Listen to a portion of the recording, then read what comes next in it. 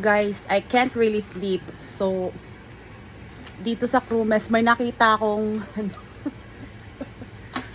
may nakita akong popcorn.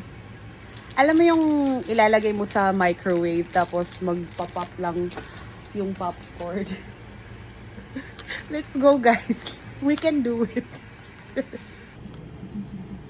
So, ayan na guys. The popcorn is already inside the microwave.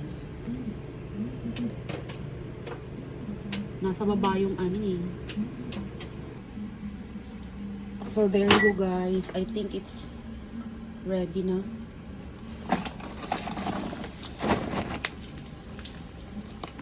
Okay.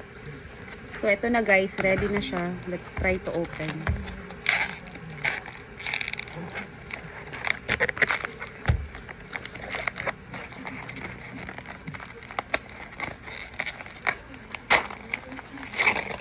Ayan na. May popcorn na tayo.